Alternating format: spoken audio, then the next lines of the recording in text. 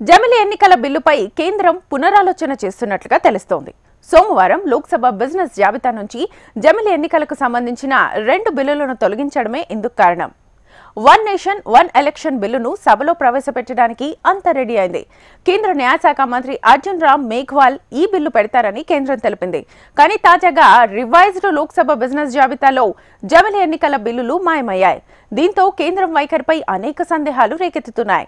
అధికార పక్ష హఠాత్ నిర్ణయం విపక్షాలతో పాటు ప్రజానీకాన్ని విస్మయానికి గురిచేసింది.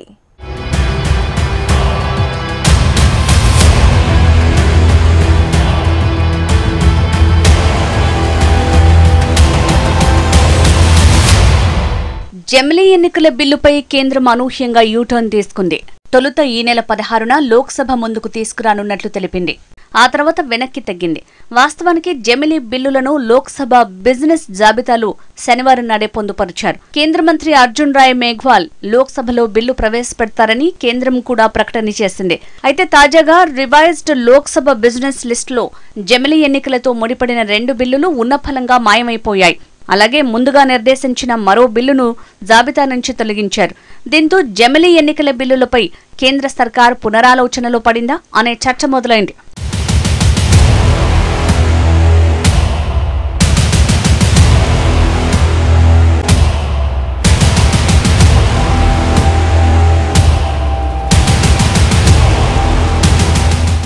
జమిలి బిల్లును ప్రతిష్టాత్మకంగా తీసుకున్న కేంద్రం ఇందుకు గట్టి కసరత్తే చేసింది. బిల్లు రూపకల్పనకు అనేక జాగ్రత్తలు తీసుకుంది. మాజీ రాష్ట్రపతి రామ్నాథ్ కోవింద్ నేతృత్వంలో ప్రత్యేక కమిటీని ఏర్పాటు చేసి మరీ మార్గదర్శకాలను సిద్ధం చేసింది. విపక్షాల మద్దతు కూడగట్టేందుకు సైతం అనేక ప్రయత్నాలు చేసింది. అన్ని పార్టీల మద్దతు సాధించేందుకు వారితో సంప్రదింపులు సైతం జరిపింది. సోమ, మంగళవారాల్లో సభ్యులంతా పార్లమెంట్ సమావేశాలకు తప్పక హాజరు కావాల్సిందేనంటూ బీజేపీ, కాంగ్రెస్ పార్టీలు 3 లైన్ విప్ కూడా జారీ చేశారు.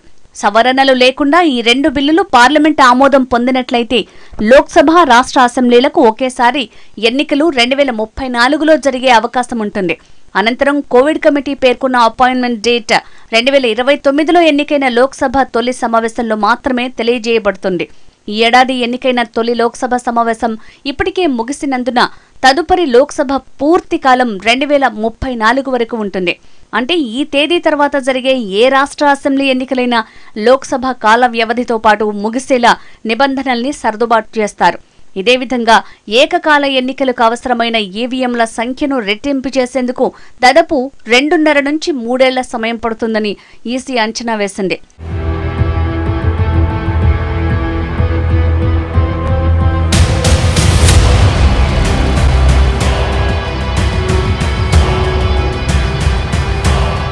ఈవీఎంల తయారీకి అవసరమైన వేడి భాగాల సేకరణకు 7 నుంచి 8 నెలల సమయం పట్టొచ్చు.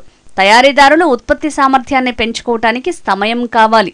ఇవన్నీ పూర్తయ్యేందుకు కనీసం 3.5 ఏళ్ల సమయం పట్టనుంది. వచ్చే ఏడాదైనా ఈ మరుసటి సంవత్సరమైనా ఈ బిల్లును చట్టరూపంగా తీసుకొచ్చిన పక్షంలో 2029 ఎన్నికలకు ఏర్పాట్లు చేయటం ఈసీకి చాలా ఇబ్బందితో కూడుకున్నదిగా చెప్పొచ్చు. ఇన్ని సవాళ్ల నేపథ్యంలో వస్తోన్న జమిలి ఎన్నికల బిల్లు పార్లమెంట్లో చర్చకు వస్తే గాని ఎందుకు వాయిదా వేయాలనుకుంటున్నారనే విషయం తేలనుంది. లేదంటే కేంద్రంలోనే పెద్దలు స్పష్టతనిస్తే గాని ప్రజల సందేహాలు పటాపంచలు కావు.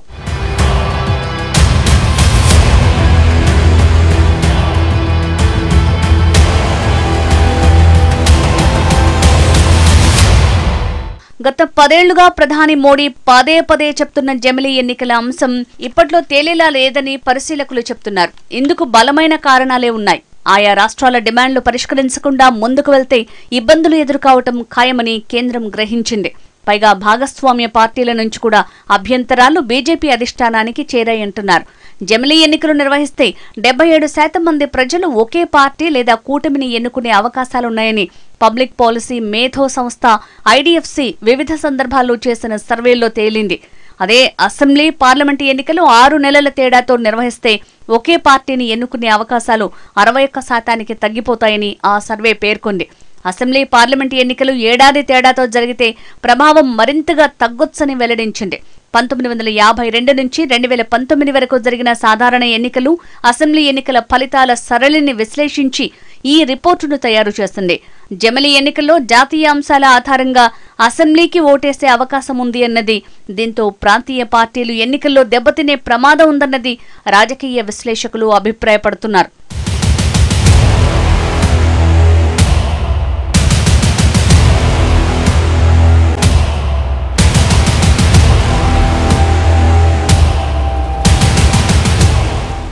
జమిలీ ఎన్నికలు ప్రజాస్వామ్య విలువలు, సమాఖ్య స్ఫూర్తికి ప్రమాదం వాటిల్లే అవకాశాలున్నట్లు పలువురు రాజకీయ విశ్లేషకులు ఆందోళన వ్యక్తం చేస్తున్నారు. 5 ఏళ్ల కాలానికి ఎన్నికైన ఏదైనా ప్రభుత్వం మధ్యలో కూలిపోతే ఏం చెయ్యాలి? అక్కడ మళ్లీ ఎన్నికలు నిర్వహిస్తే కొత్త ప్రభుత్వం 5 ఏళ్ల కాలానికి అధికారం చేపడుతుంది. అప్పుడు ఉమ్మడి ఎన్నికల వ్యవస్థ లక్ష్యం దెబ్బతింటుంది. ఇలా జరగకుండా ఉండాలంటే కొత్త ప్రభుత్వం కాలపరిమితిని కుదించాల్సి ఉంటుంది. ఇది ప్రజా తీర్పుకు, సమాఖ్య స్ఫూర్తికి, ప్రజాస్వామ్య విలువలకు గొడ్డలిపెట్టు లాంటిదేనని ప్రాంతీయ పార్టీల వాదన.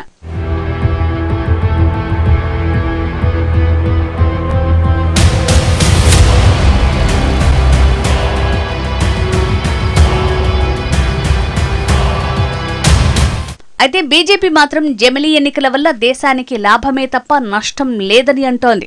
దేశంలో తరచూ ఎన్నికల నిర్వహణ వల్ల భారీగా ఖర్చు కావటం సహా సమయం కూడా వృధా అవుతోందని కేంద్ర హోంమంత్రి అమిత్ షా ఆవేదన వ్యక్తం చేశారు. ఒకేసారి ఎన్నికలు నిర్వహిస్తే ప్రజాధనంతో పాటు సమయం కూడా ఆదా అవుతుందన్నారు. ఏదైనా ప్రభుత్వం మధ్యలో కూలిపోతే ఆయా అసెంబ్లీలు, లోక్సభకు మాత్రమే 5 ఏళ్లలో మిగిలి ఉన్న కాలం కోసం మధ్యంతర ఎన్నికలు నిర్వహిస్తారన్నారు. ఆ గడువు ముగిసిన తర్వాత అన్ని అసెంబ్లీ, లోక్సభతో పాటే జమిలీ ఎన్నికలు జరుగుతాయన్నారు.